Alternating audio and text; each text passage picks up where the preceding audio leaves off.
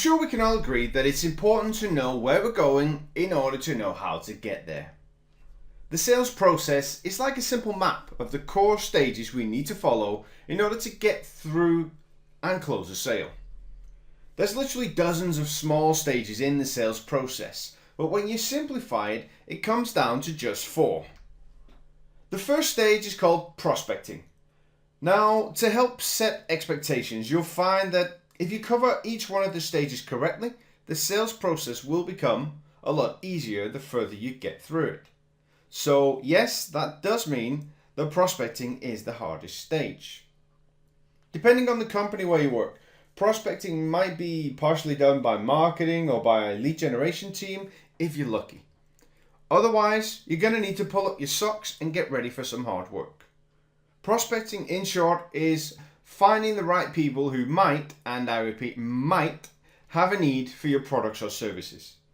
In this stage, you may need to spend hours sourcing names, sending emails, going to events, making lots of cold calls, dealing with gatekeepers, etc., etc.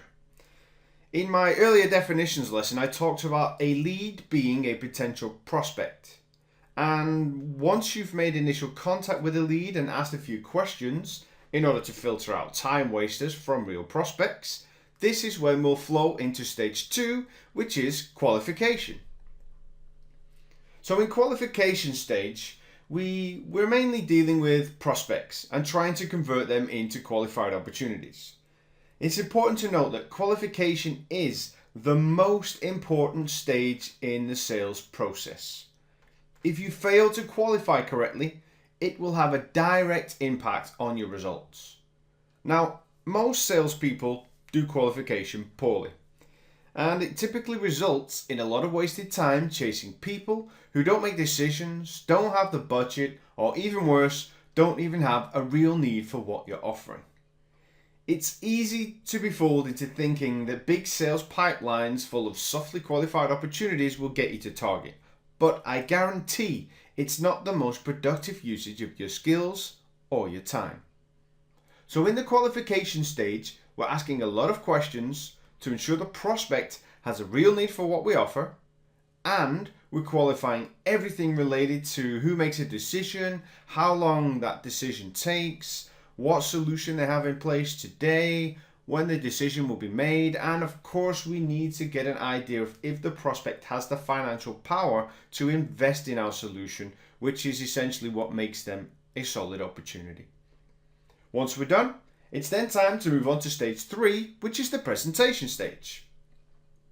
Now, most salespeople, and I really mean most, tend to deliver their presentation at the same time as asking all of their qualification questions. It's what I call micro-pitching, and I'll discuss that later on in the sales course. This results in the presentation stage either being missed or completely replaced by free trials, demos, or hopeful follow-up calls with no real objective. I find it helps if when you're going through the qualification questions, you have the presentation stage in mind. If you think as qualification as preparation for your presentation, you will stop yourself from telling the prospects everything in stage 2 and have much more to present in stage 3. So if you qualify correctly and use the information you collect to deliver a persuasive presentation that shows exactly how what you offer can solve a prospect's pains or help them achieve their goals, your job is almost complete. The presentation stage is usually where you'll also have and present your business proposal. And this is what takes us on to stage 4, which is closing. This is typically where you'll be handling rejections, agreeing terms, negotiating price, and maybe going through legal, etc., etc.